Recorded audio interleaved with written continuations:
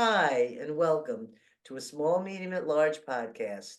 I'm your host, Gail Heisen, bringing you intimate stories beyond normal boundaries.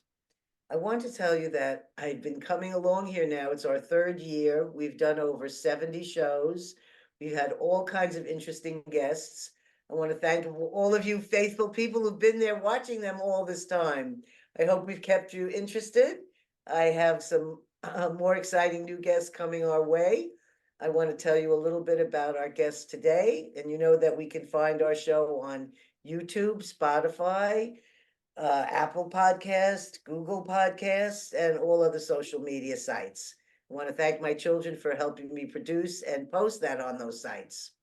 So let me tell you a little bit today about our guest. Our guest today is Marla Fries.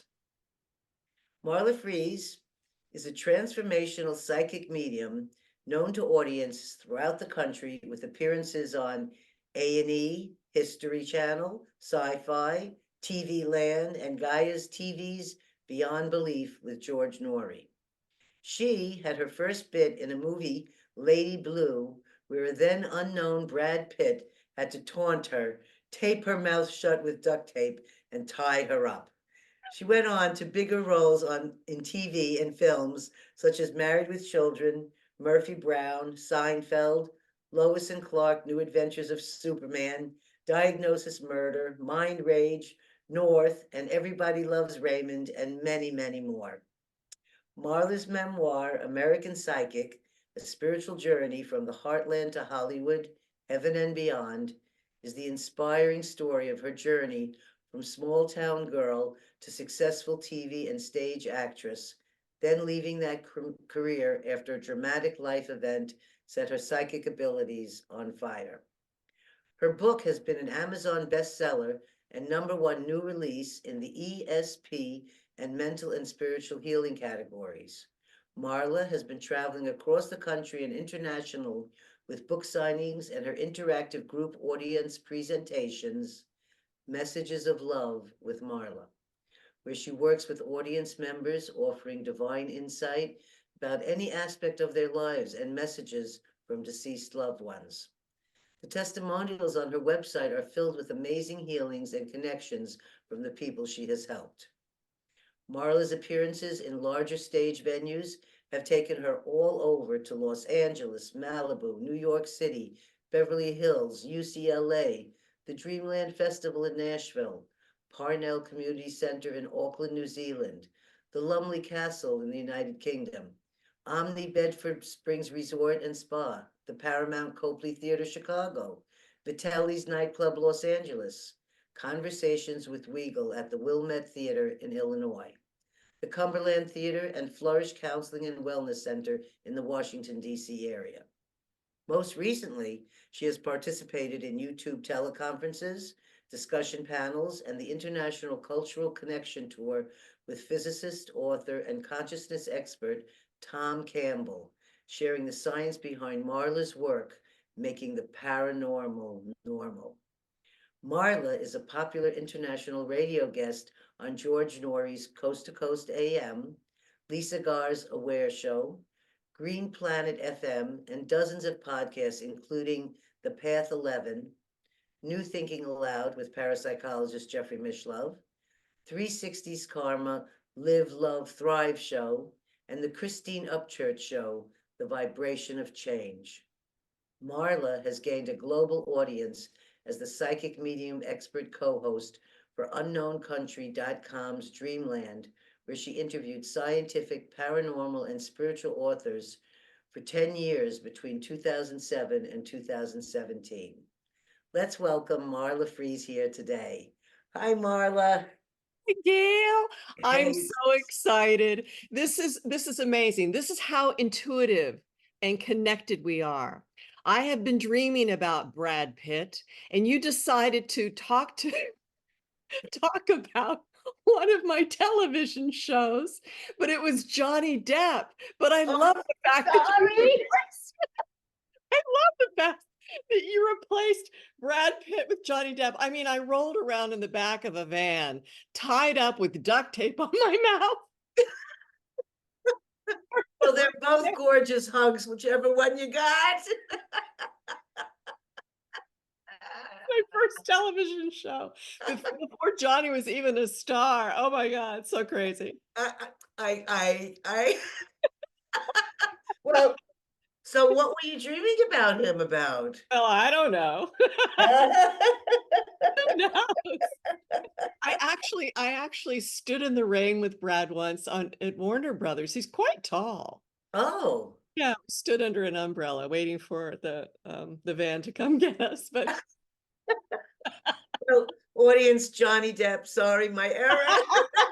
I, I love it. I just love it. I just love it. So thank you. The two equally gorgeous, attractive Hollywood stars. Yes, ma'am. And you got to be with both in some way or another. So I have to tell our audience that I have read this amazing book, and I highly recommend this because American Psychic shows you exactly what it's like from childhood to how Marla got to be where she is today. And the memoir is beautifully written. And I didn't get to be a star. I didn't get to do these things you've done, but I had to say we had so many instances of similar nature. So for me, it was like, oh wow, somebody else had that too. Oh great, Yes. it made me feel so comforted. Yeah. So I really especially love that. But I always start, even though I've read your book and know these answers, we have to tell our audience what it was in your childhood that opened you up to this path you're now on. And did trauma play a big part in this opening? Is a three-part question. And was this the beginning of your out-of-body experiences? Well, thank you for that lovely introduction. And the big question, which is when you were saying a three-part question, I was seeing a three-part series about this because, oh my God. So I think for the audience needs to know that any kind of trauma that we had as children affects us differently, depending on the petri dish that we're in and depending on the environment that we are being raised in. And because I was so isolated for so many years, it was just my mother, my sister at the time, because she was 11 years older than me, and my dad. But there were things that were happening, and I love talking about this, Gail, because I really do think that it is the introduction to all of the reincarnation. Uh-huh. How in the world would we know at like the age of 2 and 3 that there was something really effed up with our families? Would we know that? I mean, we don't, how would we know something was wrong? So um, I think the memory that stirred the trauma the most was basically understanding my mother's rage from a very young age Mhm. and feeling the dynamic of protecting myself from her. So I look at how we were raised with trauma, and we were building out of a survival tactic our own intuitive nature of how to navigate these people, whomever they were that were coming into our field. And I have, as my Taekwondo instructors for many years would say, you, you have spatial issues. I have, I have to have, I have enough boundary around myself. And COVID was great for me when I went into like the shops and everything. I loved that 6 foot, that 6 foot distance. But as a child, having someone in your face, having someone touching various body parts or hurting you, kept me anxious. And I really do think that it is the hypersensitivity that some of us have had when we were children that is really the gateway, the doorway that opens up the ability, or at least the query to the larger consciousness system to, hey, as I was saying as a young child, I think it's in the book that I used to pray for aliens to come and abduct me if I sat if I sat on the roof. So so whether it was prayer or the occasional, reaching out to an alien source, we were doing it, weren't we? We were calling for help. Well, I happen to have similar exact experience as you, that, and when people say to me, when I share my trauma, or, however they want to view it in childhood, they're all like appalled, and like they have reactions of, how could you even, have anything to do with these parents or these people? And that's not my experience of it. My experience is that that trauma is what made me who I am today. And it opened me up in places that I'm very grateful to have. But just like you were saying in the beginning, in the petri dish, not everybody comes out that way. Some people cannot handle the trauma and end up becoming very introverted or very afraid, or have a lot of different psychological issues to have to deal with. But I think you and I went more to becoming more extroverted, or doing things out there. And also, from what I read in your book, but I would love to find out, you also approached your family with the same kind of a lovingness and forgiveness, and not with feelings of, oh, I hate you for what you did to me. And I think that's where this kind of, maybe being an older soul, or I'm not sure exactly what we bring in with us in this incarnation now, but you and I both definitely came in with some kinds of information that helped us to get through those times. And I also feel that a lot of it has to do with spirits that were there helping and protecting us along the way when we were young. Do you feel that way?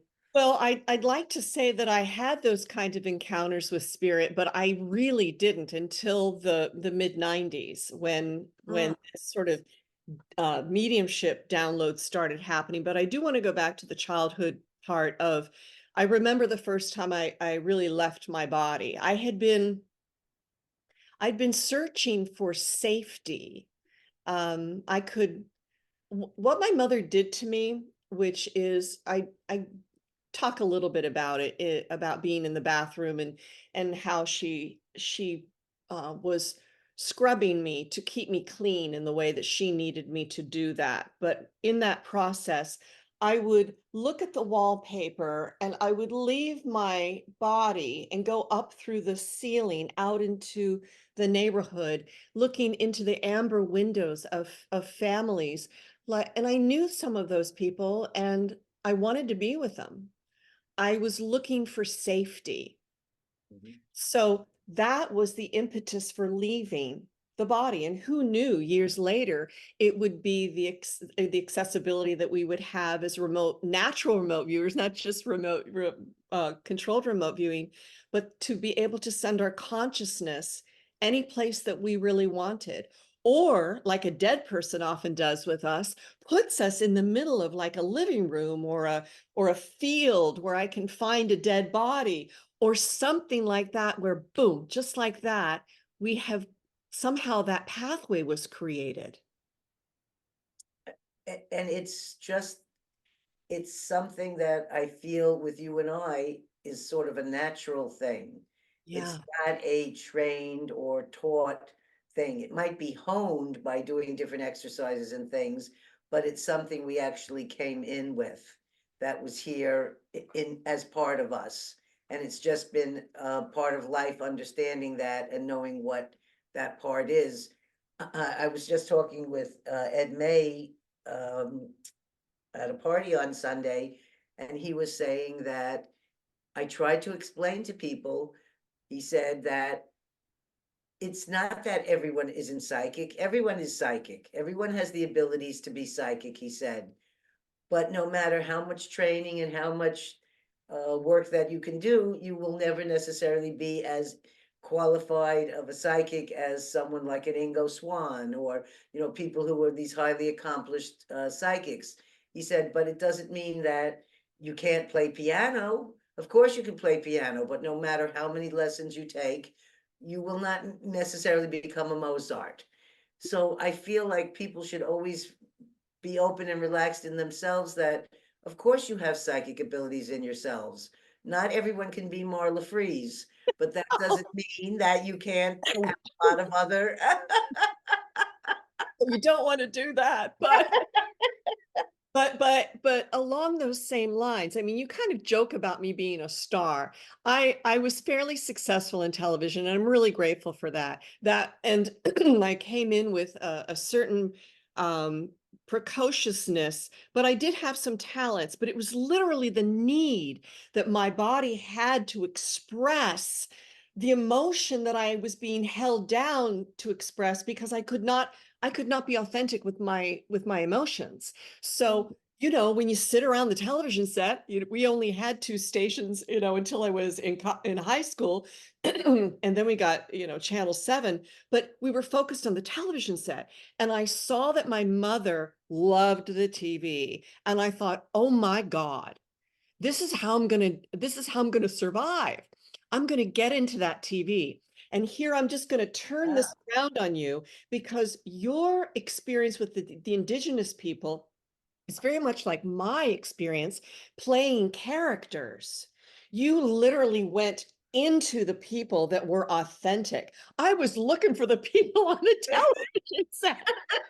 I was finding Samantha Stevens and Lucy Ricardo. You're out there with the Mongolians. You're doing all of this incredible work.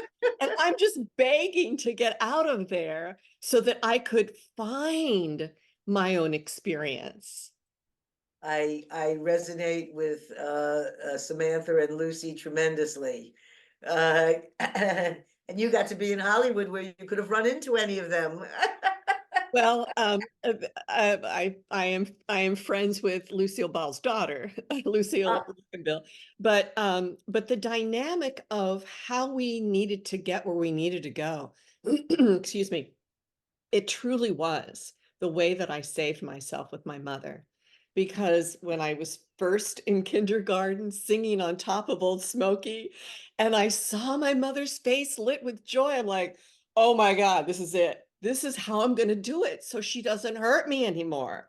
It was all about the survival. mhm.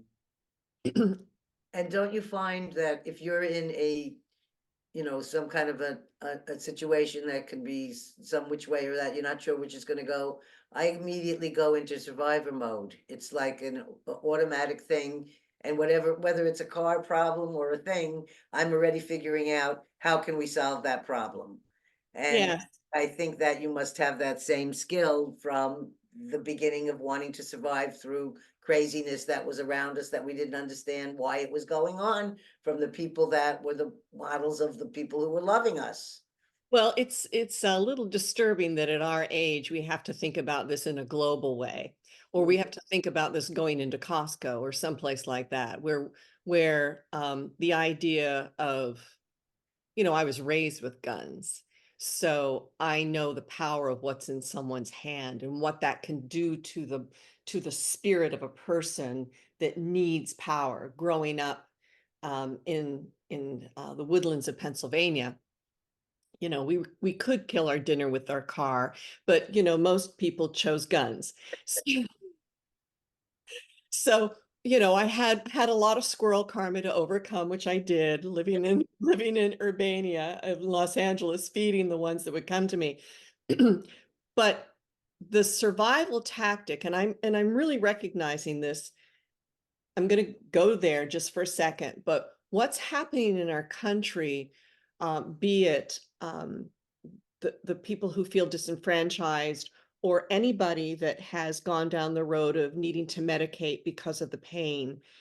We're the cycles of war. That book that you have behind you, you can see on the name American in the back, you see that at the bottom, it's red. And Yeah.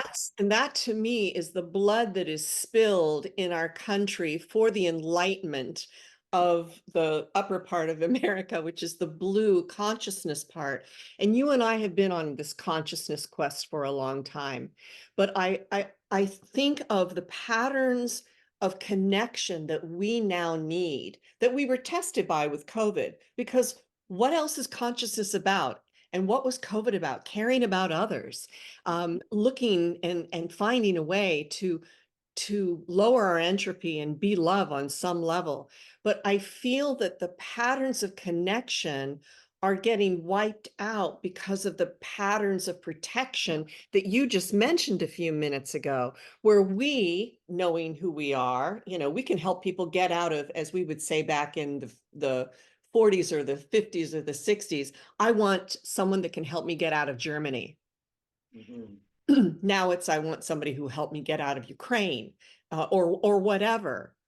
So this is part of our DNA, part of the emotional DNA that, maybe you've had some past life regression work. I've done that. So I think about being in the camps when I was a young girl, and being killed by someone and screaming as I'm leaving my body, your hate will not destroy my love.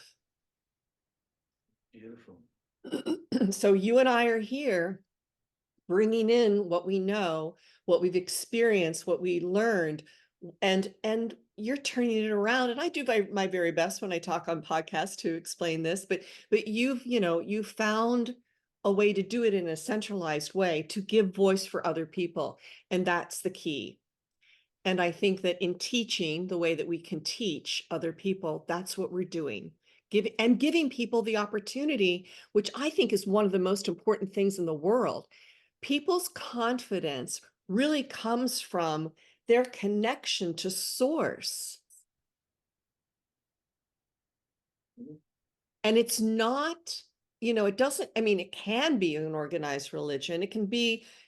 Now I'm getting warm. It can be, and you'll see my ratty t-shirt up here. I'm taking my Monroe jacket off, my little Monroe symbol, new Monroe symbol. Oh, Uh, sweet.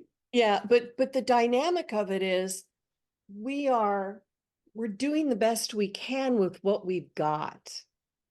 And I am thrilled that I can mention you in your podcast, and people will go see you, and people will find out about the people that you have on your show, and maybe there's something that we can offer them, help them along the way, because the trauma from these wars, my father in World War II coming back in a body cast, Mm. our dynamics here, and you are speaking and being with the indigenous people whose land was overtaken. Don't Well, you find this fascinating? yes, uh it's the thing that I want to say about it. I just said this to my husband David. I said, I'm just a small podcast person, and I don't have some giant following or this or that. I said, but what I do have is a platform for both people who are well known, like the Russell Targs or the Dean Radins, or people that people know. Uh, but I also have people that people have never heard of, and might be the first podcast they've ever been on, but they really want to share from their heart their experience. And these stories are the things that we share, that in ancient times, that was the mode of everything was shared by stories. And Yes. that sort of gotten like, I feel like bringing it back through this method of speaking to people who at any time someone can pick up this Marla Freeze and Gail Heisen podcast. It could be tomorrow, it could be 2 years from now, but it's always there and available. And they can hear authentic story from people that, if it touches or heals or helps them in any way, then I feel that we've done a great job. And that's my only intention of my podcasting, is in some way it being able to help, whether it's one person or 50 people or whatever it is, that hears something that then says a spark in them, like, oh, I'd never thought about that part of my life. Yeah. So I think our work that we're doing is, even not being a famous person, is very important work. Well, um, there are various levels of, I'm going to give a Marlaism, a feminicity. I just gave a new word. I'm sure that will irritate the wordsmiths of the world out there. But there is something about, look, if you are on television, or if you're on the radio, people love to identify and see you. And that's kind of what, and I love the fact that you acknowledged your children about the whole business about social media. we have something now where, I mean, I can text a friend of mine on Twitter, and even though I know they're famous and somebody else might be writing their notes, they do know me. And they might retweet me, they might not. But the point is we all it shows us how significant we all are. Well, there's a puppy that just walked in the door. Is that a pony or a puppy behind you? Oh, it's a big giant dog. It's my Bruno. Bruno, Hi, Bruno. Bruno. Oh, I had a Rottweiler named Bruno. He's a very sweet dog. So I have questions. I have lots of questions here. So Okay, I have a few I want to move on with. But before we go out of, I still have a couple more about your book because that's where I read about the things in them. sure. I wanted to just touch a little bit on your involvement with the mafia because I found that also, for me, I was a babysitter and I was, exposed to these things and I didn't know what was going on. And I was, 14 years old. And, later I come to find out all the facts. But I'm reading your book and you found yourself in your first situation. And like me, I'm assuming for me, it was a very positive experience. And it seemed like that way also for you, that it was a very helpful and positive thing that moved you on your way from your first place out of your home. And so I just want to know if you could talk just a little bit about that. And then Sure. um, I want to go on to moving from the East Coast to the West Coast. Okay. All right. So mafia. So I left Miami University of Ohio after my second year. Um, I wasn't really learning anything except how to drink beer and like boys. So I thought I could do that in any city. So I ended up going to where my sister was living in Milwaukee. And my sister and I had always had sort of a contentious relationship. And she just decided to look for an apartment for me as designated or directed by my mother. And she found me an apartment in the building owned, operated, and occupied by the Milwaukee mob. Now, I'm not exactly sure why that happened. You're frozen. Are you just looking at me? Uh, you froze on the screen. So, I'm looking at you, you're frozen, but I'm not. Okay, you're unfrozen. okay. All right. We're both frozen. Ah, Maybe we're not supposed to talk so much about the okay, we're Milwaukee mob. getting unstable. I'm Should sure I if it's wait? you. Okay, We wait until we okay, unfreeze. wait a sec. Okay, There you're you are. unfrozen, There I'm you are. unfrozen. There you are. Okay, Okay. there we go again. All right. Okay. So I ended up having this apartment in this building, and I got a job downstairs as a waitress in their restaurant called Snugs. And what was very interesting about it is the Balistreri family. The father would come in, sort of slither his way through to a table in the back where there was a red phone, and they would tell me, okay, now don't say anything, don't do anything, but take all the things that you're supposed to get, put it down, turn the cup so you can handle it, and then just get out of there. And I did that. And this is the other thing about Johnny Depp. They were always really great to me. The people in the Milwaukee mob were really quite kind to me. It was Joe Balistreri, who also had an appreciation for opera, and I had also been hired by the Milwaukee Opera Company. But I did not find out until years later. Actually, when I was getting details about my book, I found out, Gail, that at the time that I was serving Mr. Balistreri, the mob boss, the one that they called the bomber, Frank, um, an FBI agent by the name of Joe Pistone, who was whose fake name was Donnie Brasco, had Mhm. infiltrated the Milwaukee mob and was going to that table, and he wiretapped. He started wiretapping all the conversations that were going on there. That's what put them all in jail at some point.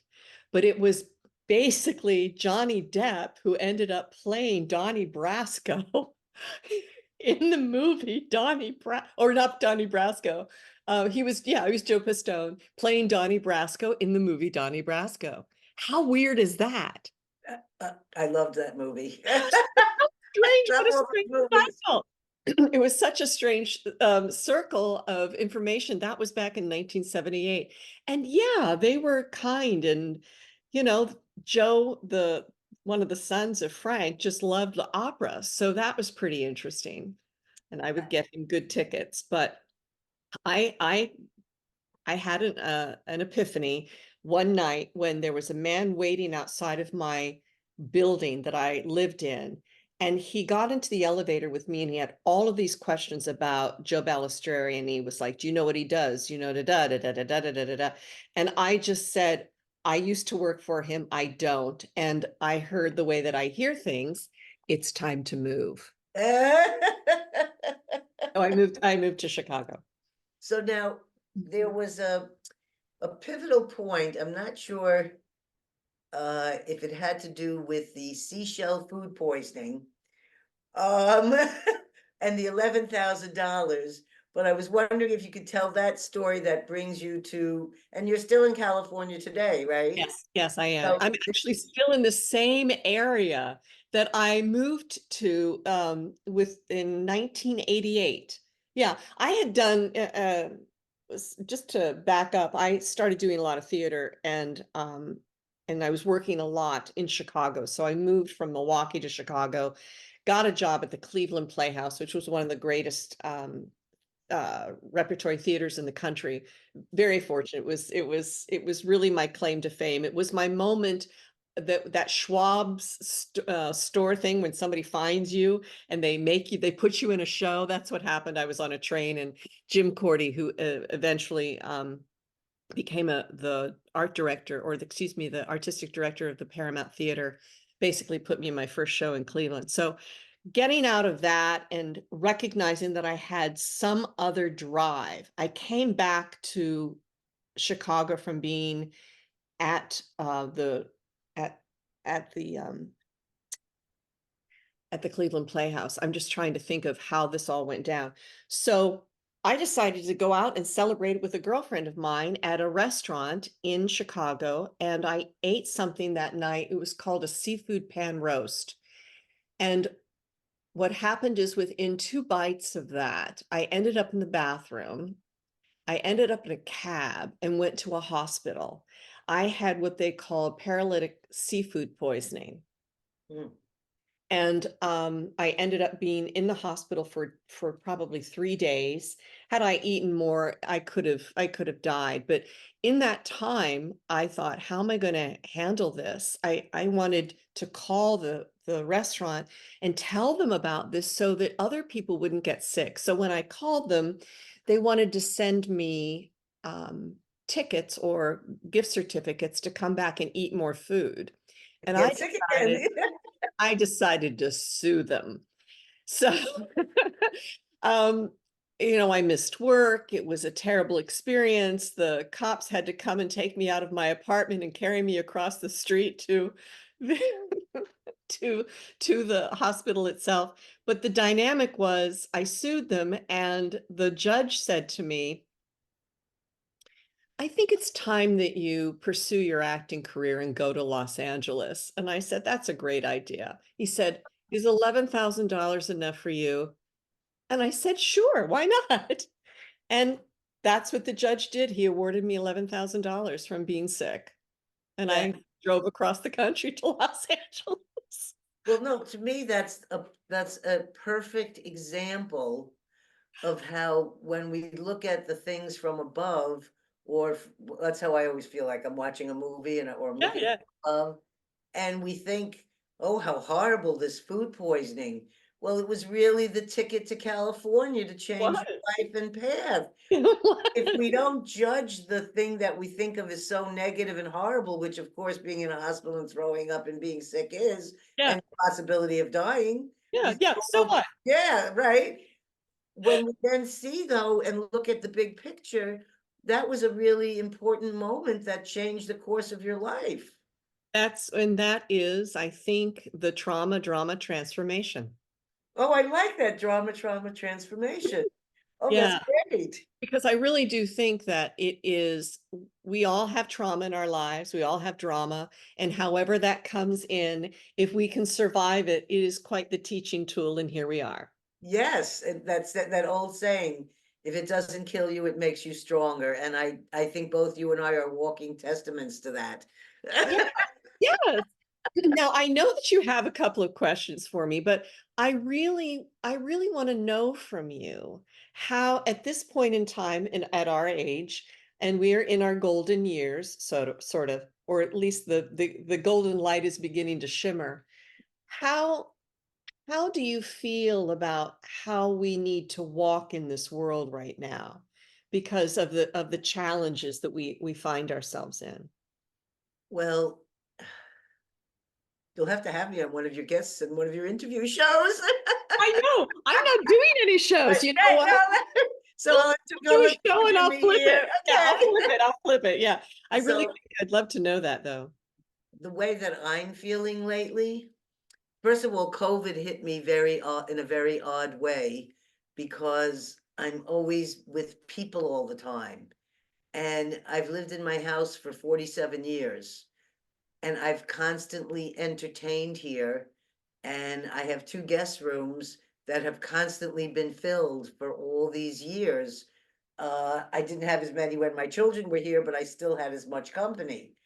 So I realized when COVID came that it was the first time I wasn't changing beds or feeding people or making sure everything was right for when they arrived. I had never gone 6 months in my home ever without, never 3 months without having company. So all of a sudden, this like, it was about 2 years that the house was kind of shut down from people wanting to come from all over. And I did still have my Mongolians come during that time, but it made me become more of this homebody, introverted person that I've never been. And I started to realize how much energy and stuff I'd been expending out there taking care of others. And that now is the time in my life that I'm supposed to learn, which has been really a tough one for me, and maybe for other people that have been childhood abusive experiences. I've never been able to take care of my own self or Mm. my own health or my own. I'm happy to do it for somebody else, but for my own self, it's like really a difficult challenge. And so that's been my newest thing lately is trying to figure out how to think of myself first, or that I need to take care of myself first so I can be there to take care of others. I know that, but that doesn't mean that I practice it. Mhm. So COVID helped me to start thinking about some of that and how it was nice to be alone and how it felt good to have my own energy in my own space. And I'd really never had much of that. And then I started to really like it. I hear you. And I said, I don't know if I want any more guests. But that's all over now, and guests are coming again, and it's busy, and there's people here, and I'm making my rugelach and baking my nut breads. I love it. I love it. Well, But it, we I it, feel like, this what's my talk. purpose? What am I, Yeah. and then I'm speaking to so many amazing different people, and I'm doing this experiment right now that is teaching me something about the energetic and frequency field of what's coming out of us. And it's not necessarily what the experiment is about, but it's what it's showing me by seeing how I can affect this box and make the light come on and do these Yeah. things. And what I realized is that the thing that made me affect the box the most was sending joyous, healing, loving kind of energy. And I don't know, I don't have, I mean, those are the words, but it's something that's invisible. Hmm. And so I kind of ease down on because I'm always beating myself up that I'm not doing enough to help others, or because I feel doing things for others is the most important thing that we could do. And then I just lightened up and I said, you know what? Just going outside to do my errands and leave positive, happy energy amongst the people I interact with, whether it's the cashier or someone online or a car that's passing by, putting that out in the world, that's a good thing. Yeah. And that's the answer to your question. You're asking me, what do I feel right now? That's what I feel is the best that I can do. Besides, I do other things, helping out and volunteering or things like that. But in my everyday living, if I can go and approach wherever I go and bring a healthy, upbeat, laughter, happy kind of effect on other people. And when I walk out the store and they're smiling and laughing, I feel like something good has just happened. Yeah. And that's about as intense as I'm putting anything on myself about what was I doing for the future. I Well, just, I it's a think that feedback. that's wonderful. And I know that anybody who listens to this will probably agree with you that it's the best that we can do sometimes. Mm-hmm. But you and I are our own laboratories. We are not aggregators of people like us. We don't do papers about people like us. We do our own paper about us. We and it's a small, and yet it's not. I mean, the exposure that you have had in people testing you, um, I can say that some people have said that I'm quite a case, but I don't think but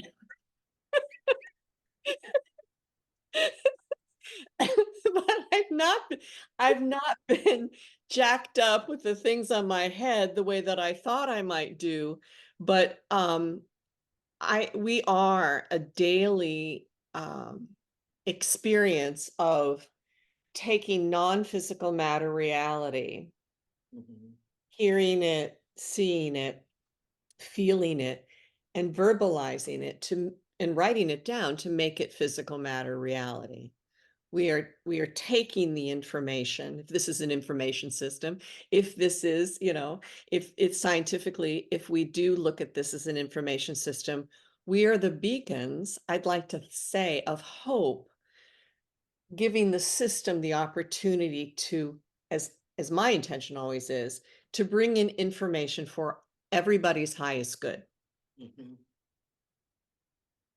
And you are. The testimonials that I listened to on your website from how moved the people were, which brings me to another question about yours, is the amount of emotion that you're feeling. This is exactly how I experienced this also. And I've not done like you, where readings or things in public or any of this kind of thing like this with other people. But the emotional feeling that you get when you walk into a house, or there was that woman you were standing next to at a gym, those are just like what I experience. I don't necessarily know the whole story behind why I'm feeling it, but I feel like I walk around like I'm a sponge or something. And I'm gonna feel these people when I go in the room. And I think that's how you're describing it's happening for you also. I really wanted to hear about what it's like for you walking in the psychic world that you're walking in, and what it's like for you when because sometimes I feel like an intense responsibility when I know, especially when it comes to death. If I feel like I know, and I've felt that it's not necessarily the times I should be sharing that with that person. It's for their own discovery. And so I'd like to hear from your points of view, how it's like being this way. Well, it's interesting because I remember Jeffrey Mishlev asking me the same thing, and we had a really Oh, good discussion about that on New Thinking Aloud. Well, when this whole thing started for me, meaning I had to leave the acting world because I had had an incident that really made me believe in mediumship. I was a snarky skeptic, Gail. So mhm. I had this attitude about it. So when it actually slapped me upside the head and I had to pay attention to it, and then I started getting curious, I was like, oh my God, this is the greatest thing since sliced bread. What am I going to do with it? That is one of my questions here. What happened to you? What was that pivotal moment? What that Um, got you out of I couldn't imagine. I'm looking, knowing who you are as a sensitive person. All I kept thinking was, how did she survive Hollywood? How did she make it through a bunch of phonies? Well, when you're playing, when this is the thing about the trauma of childhood, when you don't know who you are, when someone else's persona is projected onto you, when you are beaten, when you are abused, and you have to take on someone else's reality, it's the Stockholm syndrome. It's like, being Patty Hearst every day and robbing a bank. I mean, it literally is so outrageous. That was the thing that I think I might have mentioned in the book. The thing that hurt me so much in my growth was thinking that I had been so inauthentic as a person. And I'm so grateful that I have people in my hometown saying, "No, you were always great." And I'm like, "Really?" Because that's not how I felt. It's Right. not how I felt, because I was just being beaten the night before, and I would come into school and I looked good. We had a pretty house, but I had to look good, or it would not satisfy my mother's nervous system. So when we think about how the system, this time released capsule of us getting information, I was being stalked by a barista boy because I went public that he was a con artist, and he came after me. And it was like he was going to take me down, and I had to work with law enforcement in Los Angeles. And it was when my antennas blew out of my head, and I could feel where he was, and I was getting dreams and information. I was like, I don't know what the hell's going on. But I saw James Van Prague. I went to see James Van Prague. Even getting to him was a whole thing of watching him on TV and somebody calling me. And I'm like, what am I doing? And I wanted to go there being an investigative reporter. And I went there and I came away deeply moved. And I came home, got down on my hands and knees and said, "Help me with a stalker. And what's this dead person business? What's this all about?" And to make a long story short, I was in James Van Prague's house 2 days later. And how old were you then? Oh, I don't know. It was the mid 90s, So you 30 were in your something, 30s? 30, yeah, 30 something. So that's when it was like, oh my God. And he put me in a class, and I had this miraculous experience. And he put a blindfold on me, and I saw all this stuff, and people were responding to it in the room. And I said, oh my God, this is real. Oh, And what am I going to do about it? I don't know his name. Can you tell me who that is? James Van Prague. He was actually, I call him sort of the grandfather of mediumship. Um, Uh-huh. and his book, I believe, came out in the 90s. It was called Talking to Heaven. So I got him before he was famous. And I Mhm. traveled to, Brazil with him and did psychic surgery. And I was in Oh, UFOs and having experiences of missing time in Sedona. It was quite an association. Um, but the dynamic of this was my agents would call me and say, "Where were you today?" And I said, "What are you talking about?" "Well, you missed a callback." And a callback is really the opportunity to really get the job. right. And they said, and I said, "Oh, I was talking with the president of Toyota and his dead father." And so they're like, "You got to make a choice here." And I made a choice in 2022. I left. I think the last commercial I did was 2025, and my husband at the time had a law problem, and I was the longest. I've never told anybody this on a podcast. Happens on mine. My last gig, I think, was 2024, 25, something like that, 24, 5. No, I, 24. What do you mean yeah, 20? excuse me, 1994, 90, Yes. no, 2020, no, 2004, excuse me, 2004. Okay. 2004. I had to get a job because my husband had a major lawsuit against a major star. And I'm not telling that story for a while. But what happened was, we needed money for the lawyer. So I ended up getting, out of the blue, the longest guest star on a television show, soap opera called Passions, where it's all witches, warlocks. Oh, such an attitude about that show. I'm telling you, people, stop having judgment about things because you're going to turn around and do it yourself. Yes, You know, I exactly. had judgment about this soap opera, and there I was, the longest guest star that was just enough money to pay for my husband's lawyer that he needed. So that, I was a nurse on Passions. uh, Oh my God. so that That, you know that in your life, you know, the abundance will always be there. yes. No, you never have to worry since the $11,000 teaching Yeah. that money will present itself and never to be in fear of not having it. Thank you.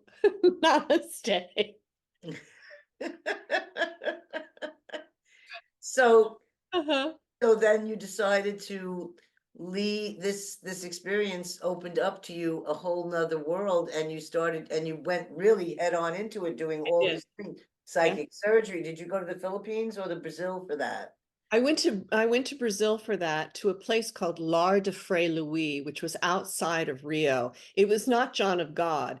It was it was a psychic surgeon by the name of Fritz, Dr. Fritz. I think he was a World War I German soldier or something.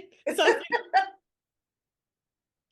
Anyway, yes, I had an experience with Dr. Fritz. James von Prague was on my left. There were other people. And it wasn't until we were leaving the room that I realized there were all of these mediums sitting in the back, dressed in white, sending energy to Dr. Fritz, the man who was channeling this psychic surgeon.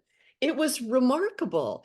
And what happened after that was wild, Gail. We were all sitting in this room and people were crying, and we all had these oozy things on our bodies. We were all wearing white. And I thought it was chicken gizzards because literally, when it was happening, I felt this feeling right above my belly button, like he had his hand inside my body. Mhm. It's Dr. Fritz. And then he pulled, and I heard like a vacuum. And when I looked, I had this scar that looked like an eraser from a pencil had been written down on my body. And for days, I had my third chakra was so open. I was sitting in Rio, feeling in a park, just feeling everybody walking by me. And I started holding hands of the people that we were with in this group, and I could see what their blood was doing. I could see where masses were. It was this medical intuition that started like popping out. And I started getting sick. And by the time we went to Iguazu Falls, they were knocking on my door, come see the UFOs. I was like, never mind, I don't care. I had to come back and shut this whole thing down. But that's what happened from psychic surgery. It was the wildest thing.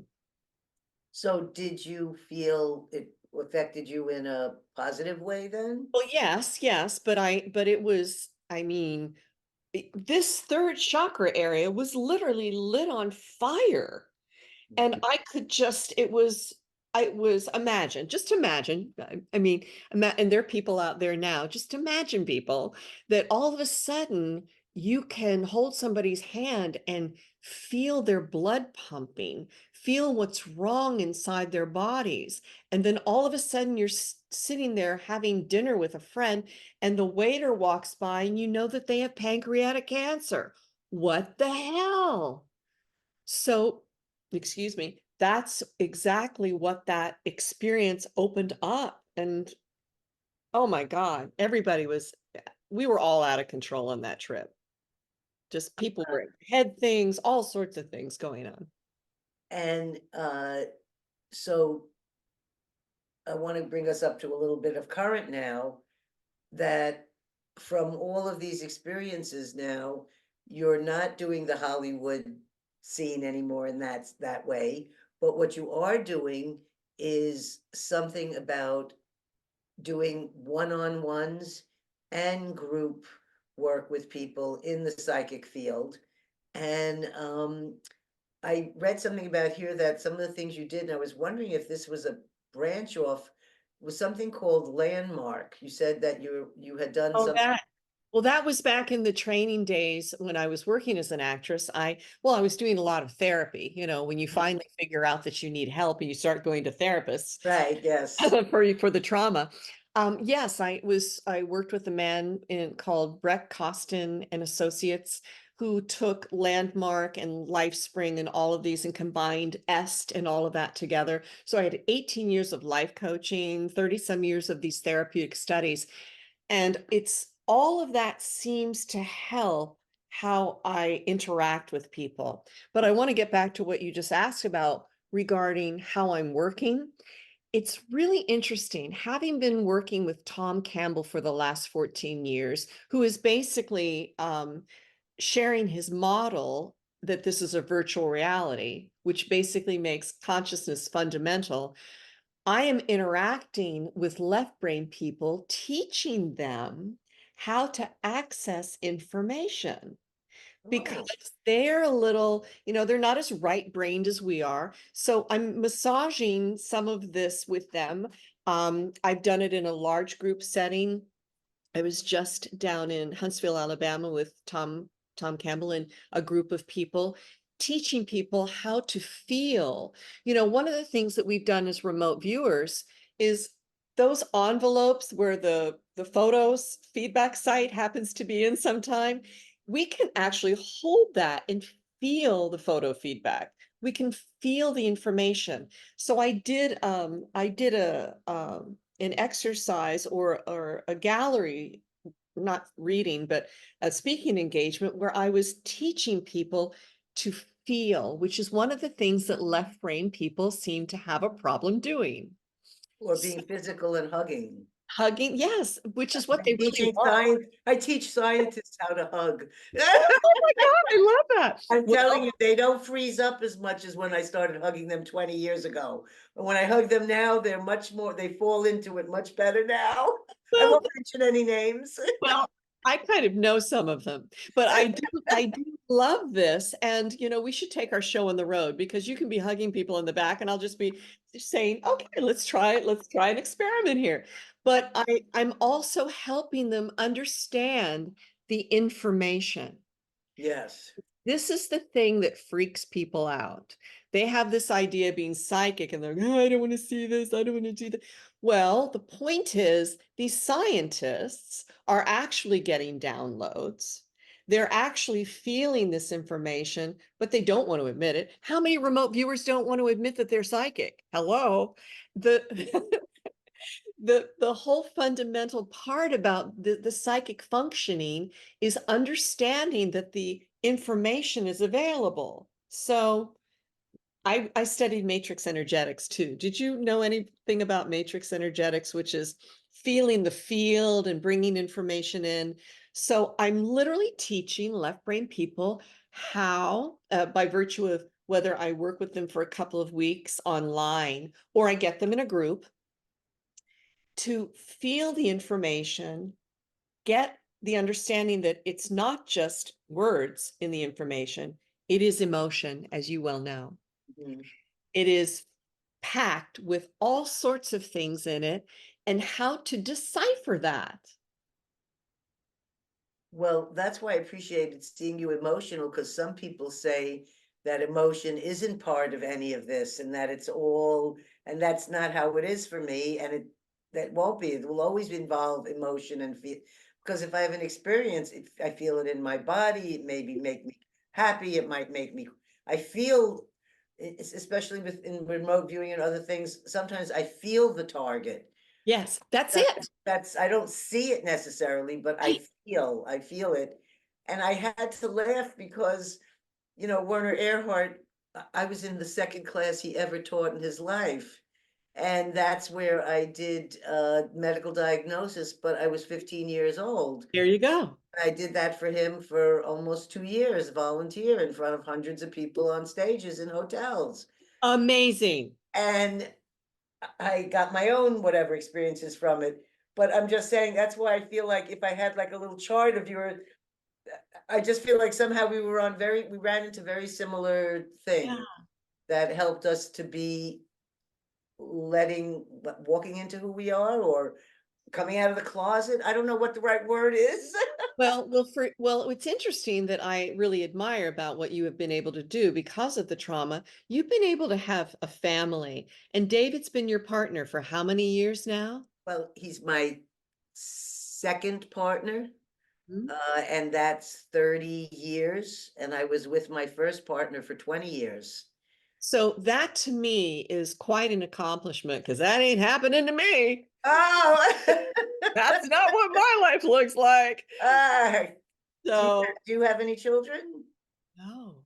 Oh, well, that was the most important thing to me, but because of the abusive and lack of affection and love and all the things that a child wants, and the fact I didn't even know who my mother was, or I was lied to about who she was, those things made having children my biggest healing thing.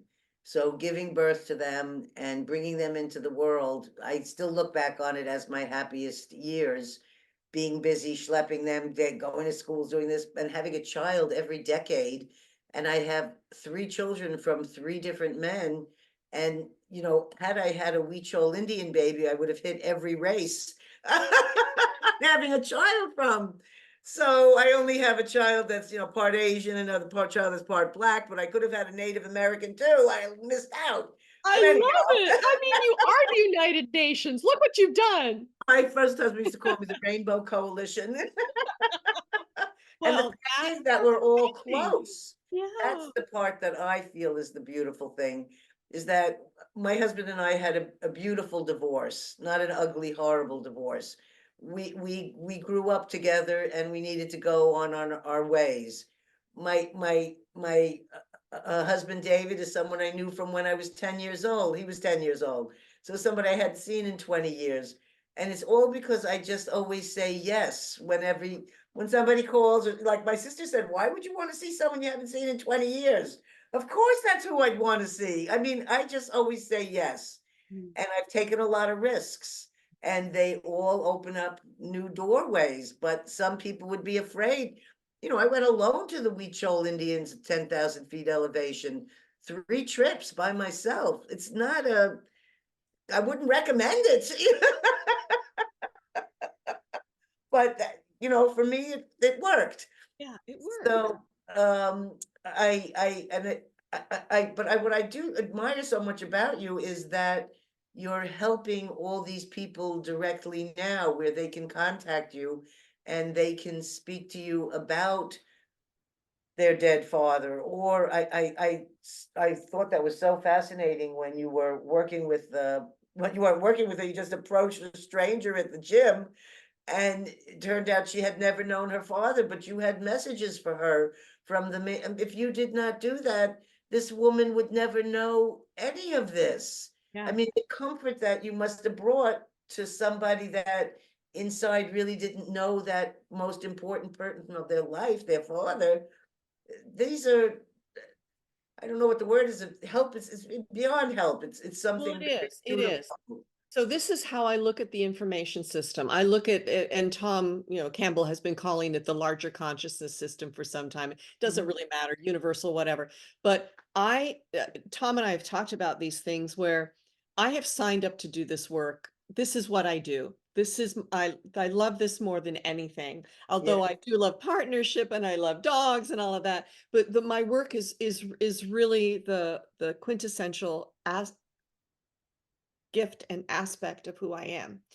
So I asked Tom, how does the system get us all together? And I had been playing solitaire on my phone for quite some time. And I was always fascinated by the fact that, there would be a little button when I would get stuck that I could push and it would be hint. And it was like, move the cards here, move the cards there. And I asked Tom, how does this all happen? And he said, it was so funny. He said, you're shuffled. He didn't know I'd been playing Oh, and he said, well, we're shuffled, and you are shuffled most definitely into situations where you are absolutely needed.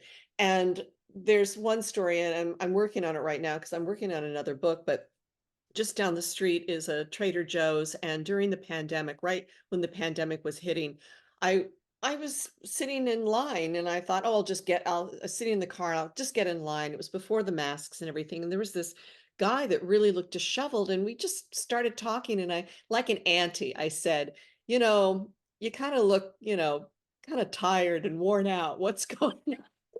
And he says, "Oh, my wife is pregnant and I lost my parents and I'm just so grievous about it." And he said, "I'm really thinking about talking to someone about it."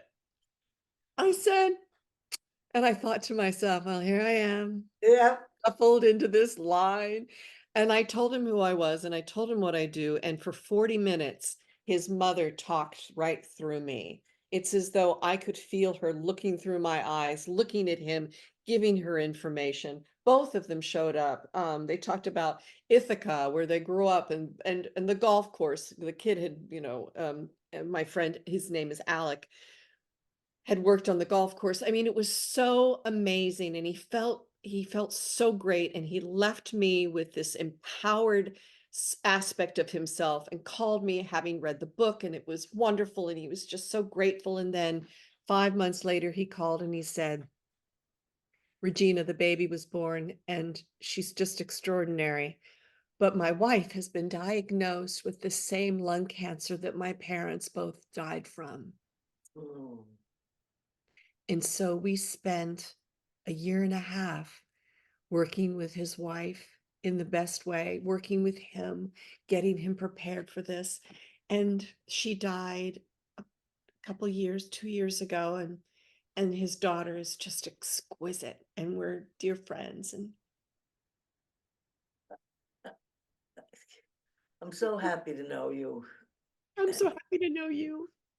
I just really, to me, that's the important work. Yep. That right there doesn't have anything to do with appointments or schedulings or anything. It has to do with being present at the moment and for you opening your heart there for somebody.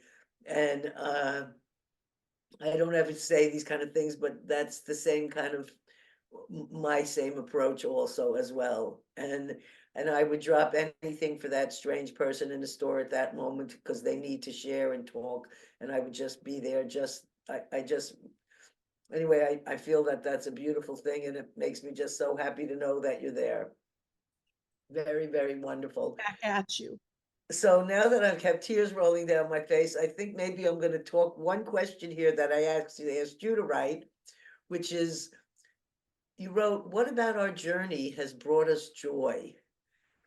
And so I'm thinking with my tears streaming down, but they're tears of joy inside me about what that feels like.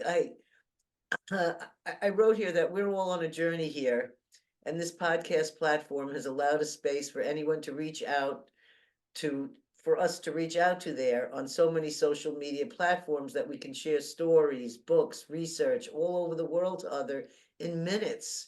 And this has brought so many interesting people onto my shows and brought laughter and joy to some, and definitely to me, where I have learned so much. And meeting you and reading your story brought me so much comfort, and seeing how you navigated through all of this to be who you are today. I find you, our few interactions on Facebook or wherever it's been, such a wonderfully inspirational, positive energy force. And I'm just really, really thrilled to have connected. So I'd like to talk about your journey and the joy that it has brought. I'm speechless. um, yeah, good. Thank you. Thank you for sharing that. So here we are, doing our thing. So you have that spare room. You need somebody to come visit. I guess we're going to have to plan a visit, and Look we're going forward to, to it. and we'll get some people together, and you and I are going to work with all the people. Okay, Yeah, I'm ready. I can we're come going to do south. it. I can come south. You can come north. Whatever. We're We can have just two going to do different it. times. Yeah. So things are getting shaken up. I really do feel as though they will even themselves out, that the craziness of information will be stabilized. I really do think that both of us do our best to give a voice to those, and as a medium, giving a voice to those who still have something to say. and it's my experience, I'd love to hear yours too, but it's my experience that the dead continue to bear witness and learn from what we're doing until it's time for them to reincarnate. But they've been staying around quite some time now.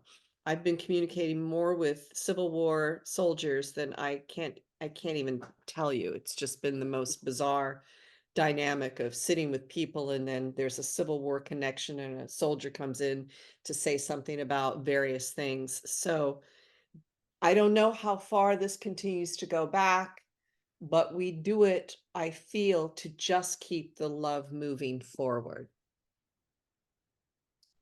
And I'd like to hear your experience of that as well. Well, when you have these experiences, that was another thing I wanted to ask, where you're seeing, are you visually seeing, like you're sitting with people and then is the soldier just presents himself? You didn't actually ask, or is it just someone that presents themselves? And do you visually see and auditorily hear, or is it just where you open your mouth and I've had these different experiences, so I want to ask how it is for you. Or does it coming through you, or how does that, the actual, Well, you called yourself a sponge. I call myself a Geiger counter. Mhm. So what we're doing is I just open myself up to whatever it's going to be. It could be see, hear, feel. My I can smell certain things sometimes, but I'm always fascinated, and I've written about this in the book. I'm always fascinated about what happens when my this screen goes blank and I am literally someplace else. So when you mentioned the places that I had been, I'll give you an example of I was down near DC at a counseling center doing a group of, I don't know, maybe 30 people were in the room. And I'm looking at this woman. No, I could feel a guy over here, and I'm looking at this woman. But you know how your masks are on the back wall like that? Yes, I yes. was looking at a wall and I said, "Oh my God, I'm looking at Long Street and I'm seeing all of these people associated. Oh, there's Sherman. I'm seeing all these photographs of Civil War people." And she goes, "Yep." I'm like, "This is your house?" She goes, "Yep." I'm like, "Oh, and over here is a table with all this paraphernalia. What are you doing with all this paraphernalia?" And she said, "My husband's a Civil War history buff." Ah, And I'm like, "Well, that let all me has, tell you who's coming in right now." And I had this soldier and that soldier. And then I said, "But here's the interesting thing. It's like I'm the great, great, great grandniece removed 5 times or something from Ulysses S. Grant." And she said, my my husband is connected to him too. So it's like it was all of this, it was just a conflagration of information. So I look at that and I go, to answer, sometimes it's a person, sometimes it's a hat, sometimes it's a room, sometimes it's a literally a war piece that they wore. It's a note, it's a letter, it's something significant to trigger the person that I'm talking to know exactly what I'm speaking about. Or those things are connected to the deceased loved one who wants to come in and says, "Don't do this again. Don't do this again." I mean, seriously. And you know what? You'll love this. You will love this. I really, this is another whole show for us because we've got to talk about animals. Because I was at the Monroe Institute doing a meditation, because I'm always interfacing between either Tom Campbell people or Monroe people, just to keep the movement and consciousness moving on all of these great classes.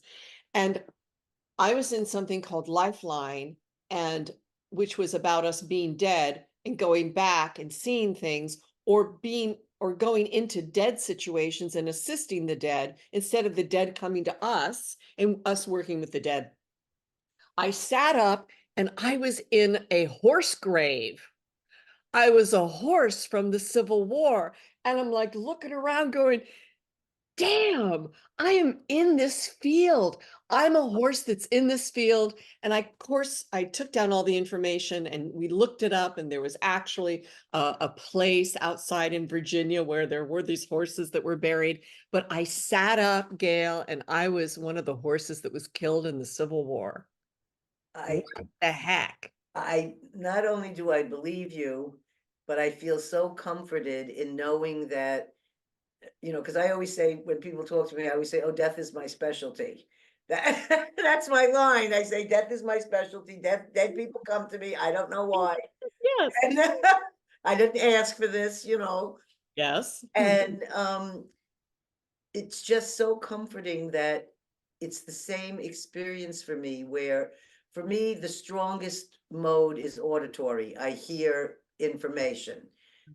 I see like a movie screen, and you wrote a line that I really liked. Psychic snapshots were now movies. Yeah. That's how I experience it. And that's how I experience it. So you wrote those words exactly how Yeah. I experience it. Good. Then when you just hit on the other one, which I have had a few times, but very significantly, was smell. That there have been psychic experience where the smell is so strong. And then when you relate it to the person and you say, I'm not into cologne, but this person has so much cologne on that I'm dying here. Yes, yes. And, it's a dead person. It's just, it's not because there's a lot of people out there with these stories that you don't feel is authentic. And there's a lot of, psychic crap and, a lot of that kind of stuff out there. But you and I are authentic people. And so when you connect with another authentic person, like I feel so warmed in my heart, so like, she's here. I mean, it just feels so good. It's not that other people don't necessarily disagree or think negatively if I tell them certain things, but they haven't had that experience. They don't necessarily know what I mean that, God, I feel the presence of so and so here right now. They don't really know exactly what I mean by that because it may not have had been in their experience yet. But you and I have had these experiences, and you have them intensively, and I think that it's so wonderful to be able to share and know it's psychic 1A, or I don't know, whatever you want to talk to the dead, whatever you want to call this, but there's a camaraderie and a comfort in hearing it come from another person that yes, it happens like this, and this person came to me and la la la. So I just want you to know how much that means to me, Oh, well, being you of a similar. thank you. And you were a lighthouse for me because when I first started looking into the science of this with Tom Campbell, which was 14 years ago, there weren't a lot of psychic mediums out there looking into the science of this because it sort of challenges their own belief systems around some of this. And I was like, but there's Gail. There's Gail, and she's working with Dean, and the close that Dean and I have met each other a couple of times and talked about some important information. But Dean's book, The Real Magic, and my book came out at the same time. I mean, we were both hot and new on Amazon at the same time. Very exciting. I mean, I don't think that Dean and I will ever be hot and new anyplace else in our lives. But the point was you were working and the remote viewers were embracing you, and they started working with you, and the dynamic of trusting you, trusting you. I, And so you were a you were a lighthouse for me within the science world about this. So thank you. well, I want to thank you for saying that, and I want to say that I started with Dean Raid and Russell Targ in 1998, and here's 2024, and I'm still working with both of them. Yeah. And this current experiment, which I always tell Dean is gathering data and information and statistical everything's, but this new experiment he's doing right now called Sigil, SIGIL, is this experiment where I'll see if I can show it to you on the Okay. screen. I have this little box here. Mm-hmm. You can Mm-hmm. see, and I have a little Buddha on it, and there's this little blue thing, and there's a little light there. Do you see the tiny little Yes. light? Yes, I do. So the task is, when this is all hooked up and synchronized with the computer, and you turn everything on and you warm it up, I can never understand when they ask me to do these experiments until I do like a couple of them, couple of trials, and I realize that I have to, they're telling me the task, but I don't know how to get to that place. So the task on this was you're supposed to focus your intention on this box and you want to make the light white bright and you want the sound to come out very loud from your computer and the graph, which is, following all this, you want the graph points to be high up on the chart. Mhm. So that's your feedback when you're doing the experiment. What he's gathering and what he's doing, I don't know. We won't know any of this till he writes the paper up, and there's 50 people around the world that are doing this experiment. Well, the first couple of times I'm doing it, I'm like looking at the box and I'm saying, focus, focus, turn white, and nothing is happening. And it's only when I get to the third session, the third trial that I try, that I decide to do something different just for fun to see if it would change the light. And what I did was I thought about my dear friend Jean Millay, who was a dear love of my life, and Timothy Leary, who I became friends with in the last few years of his life. And we'd go to Beverly Hills and visit with him because he was a very good friend of my husband's. So I decided if I'm trying to get light, why don't I ask for the presence of these two dead people who are their whole thing had to be with light. Jean made graphs of the light and the frequency of light, and everything with her was about light. And Timothy Leary, was about the light and his, ashes being sent up in a rocket ship. And they were very close friends. Yeah. So I said to the machine, I'm inviting Jean and Timothy here with me now. Please help me make this light white.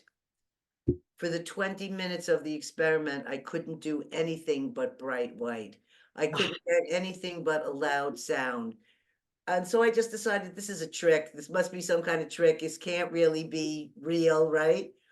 When I don't have thought and I bring in the energy of two dead people, somehow it makes this work. What's going on here? So then I did it again. And 3 times in a row, where in my other trials I had, no light, the green light, a little bit of dim light. This is where you can't get it anything but exactly what he wanted, the brightest amount. And it doesn't stop for the whole 20 minutes that I'm doing it, rest, do it, relax, do it. This is how the experiment goes. So then I decided this is a trick. I'm going to wait. So on my 8th one, because I have 10 to, I have 1 left to complete, I decided to do it when I was tired but happy, but I was going to focus on it. I couldn't get the white light. I couldn't get the no matter what. And then I went back to the idea of contacting spirits of deceased people and sharing my love and joy that I have for them. So it's not like I'm saying to them that there's a task for them. I'm just feeling like a connection of their energetic field. Yeah. So I brought in some other different people who were deceased that I love very dearly. And sure enough, the same thing happened again, and the white light became bright again. This is not part of what they're looking for in the experiment. That they're not saying go talk to deceased people, but I'm finding that that's what's making me affect the box to do what the task is. And leave it to you to bring in dead people, which is really challenging for science people. I told him what I was doing. I said, "Am I allowed to tell you what I'm doing, or would it ruin the experiment?" He said, "No, because we're only taking data, so you can tell me anything you want, or how you did it, or any of this." So he said, "If that's how it makes you," he said, "whatever you need to do to make it white, that's what you do. So if that's what you have to do, do that." And so I asked him if I could keep the box because I found that it's teaching me about when I'm really in that space or not. So I can tell, like, I can sit and see when I'm in a mental kind of state more, even though I'm verbally saying, focus attention, doesn't matter. But when I Interesting. go into that, for a better word, I don't know what the words are, let's call it a higher consciousness, or let's call it a psychic, I don't know, whatever that energetic field is, another type of frequency. When Mhm. I go into that place, and I'm feeling so much joy, like you and I just had a few minutes ago, we were talking and the tears are rolling down. Yeah. That's what I do with the box. It goes completely white. So Fabulous. I have 1 session left that I'm saving because I did test it after doing a sound healing experience. Oh, amazing. I love that. I did the sound healing. It was a 3-hour session. And I came back and exactly the same thing where the light was as bright as can be for almost the entire time. Not as strong and long as with the dead people, Yeah. but very good. Gail, this is really amazing because I too am really about the sound healings. I've been going to this place in Los Angeles and I am accessing past lives. I am becoming animals. I'm becoming people. I'm becoming, I am having, oh, and I had this amazing experience where I was taken to being in a theater on stage doing a children's musical theater on the Paps Theater in Milwaukee, and I heard the way that I hear things, you weren't supposed to be there. What happened that day, and I wasn't there because I had gotten sick. I had gotten sick in order to be kept from not being there. It was a magical musical, and I was a magician's assistant in this children's show, and I was turned into a leopard or a panther on stage. Well, that day, the panther got out and attacked three of the cast members. Oh my God. And there I am in the sound healing, having this amazing experience. And so I think that these sound gongs, the gongs and all of it are giving us an opportunity to become trees and animals in past lives and visit with dead people and see history aspects of why these things happened. Well, you and I are really, there's something here between the two of us, I have to say. I don't even know what you'll have to see. I have a podcast with Renee Jenkins Okay. and his partner Janae. And this couple do sound healings. And he was trained by Tito La Rosa, who was the sound healer I had invited, who stayed at our home here from Peru and would do flower ceremonies. And he presented at our shaman conference. And it was only because Stanley Krippner had sent me this guy, Matt. Um, oh God, I forget the last name at the second. But Matt came on my show. And when we finished the show, he said, you should call my friend in Sonoma. He lives down in LA. And he's also does these sound healing things, but they do, large rooms with 30 people in it and 50 Yeah. people. And he said, you should meet my friend Renee. Well, it turned out not only had I actually met Renee years ago at a Tito La Rosa concert, didn't remember him, but I had seen and heard his music. And I said, well, would you be interested in taking me on as a sound healing student? And I was even shocked to do this. And he said, yes. So I've just finished my fourth lesson. And just exactly like what you're saying, the experience of animals, the experience of sound. I do shamanic, I call them blessings, because I always feel like when you say, people have always told me you're a healer, you're a healer. It just feels like too big a word, or I don't know. I can't accept that. Oh, I'm a healer kind of thing. But I do these shamanic blessings, and it's only when somebody comes to me. I don't charge any money. It's nothing like that. It's not, I don't have a shingle out or, anything. It's when somebody's lost a loved one and they feel the need, or for some other reason they're feeling very, very depressed, or whatever it is. I say, I don't know if anything will happen, but come here. And I do sound on them, but I'd never had a sound healing lesson. And I've been doing these sounds, and when I do the sounds, we don't do any talking, but that's where all my information comes in about the deceased person or what's happening. And then I verbally tell them at the end of the 20 minutes to an hour of me doing sounds on their body, and I listen to what instrument I'm supposed to pick up. But I don't have any teaching. Nobody's taught me what to pick or what to do or how to ding it or whatever. And I'm not like you. I'm not a musically talented. I can't sing a note. I mean, in this last lesson, he had me try the trombone. I made an F out of a trombone. And I'm trying to get in touch with that part and not be afraid that sound could come out of my mouth. Yes, And yes. I have a big barrier for that because I can't hear a note or a tune or any of these kind of things. And I bring in something else different. And so to have a teacher that's actually saying to me, yeah, you're really there doing this, like I didn't have anyone to tell me these things. I'm just doing it out of the top of Yes. my head, right? So, and when the people walk away from my house, they always look lighter. They always look like there's been a contact, there's been a relief. they're appreciative. And then I feel so wonderful that I could have done something in some way to help them ease some of those feelings, or just the fact that, and I don't know how the people pop in, but the dead person pops in all of a sudden, and I just say, okay, here they are. And sound just feels like a wonderful way to communicate with no words, with these different realms, the spirit realm, the deceased realm, the person sitting right there's realm. And anyway, I feel like I'm going on a tangent here, I know, but but it's so exciting. It's just so exciting. I am so thrilled about this. I want you to check that show out. He does play some didgeridoo on the show. And Yeah. he was a trained musician who played in the Motown, with the, like, I forget which bands, but it says it on the show. He played, he was backup trombone for some of our favorite music that we listen to. And at some point, just like you, he went out of that field into doing concerts of all sound healings.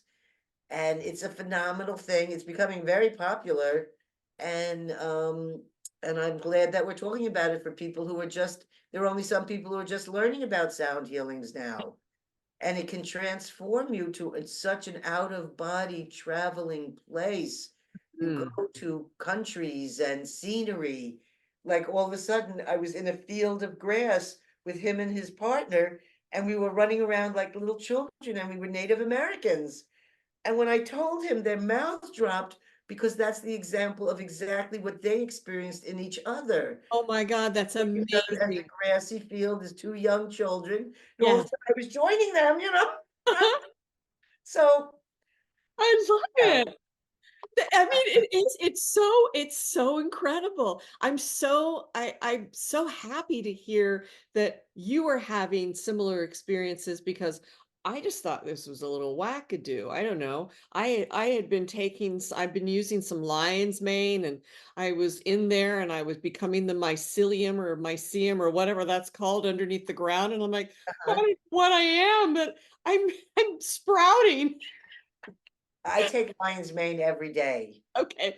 Uh, Yeah. So, supposed to be very good for focus. yeah. And so I just take it every day. I Good. don't and I've noticed that it does seem to be a very good thing to add to my supplement lists of, magnesium and whatever Yeah, things sure. I'm All taking, of that. All of that.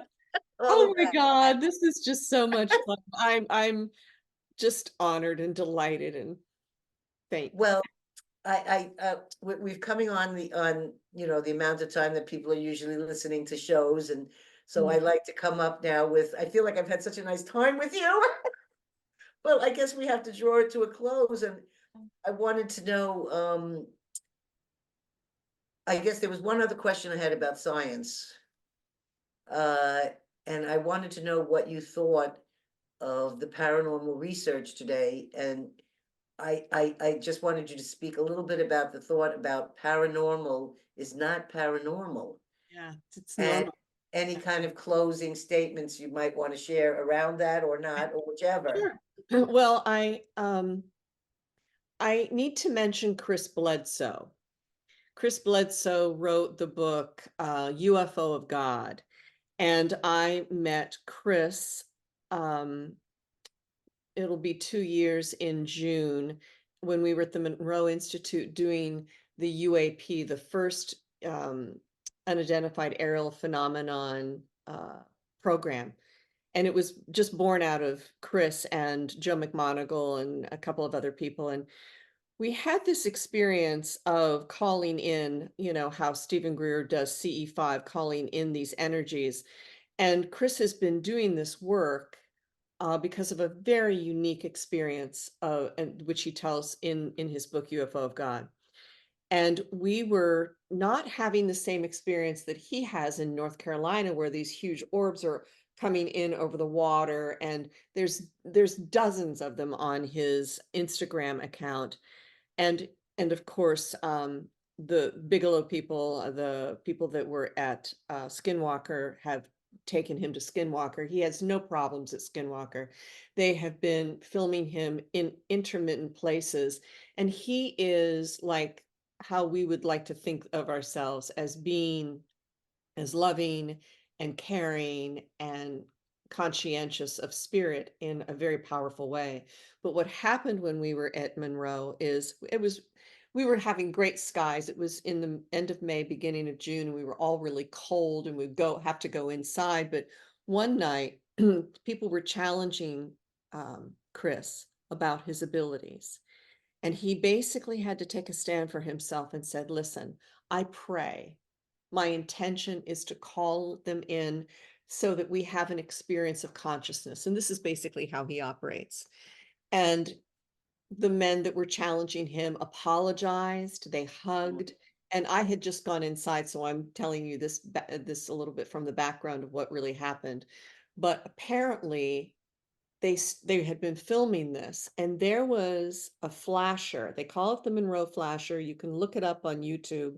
Rob Freeman, who was the man who came in and filmed it all. There was a flasher out in the constellation of Vega. You know, that's millions of light years away. And it started flashing, and it flashed for 40 some minutes, right when the acknowledgement and the apology happened.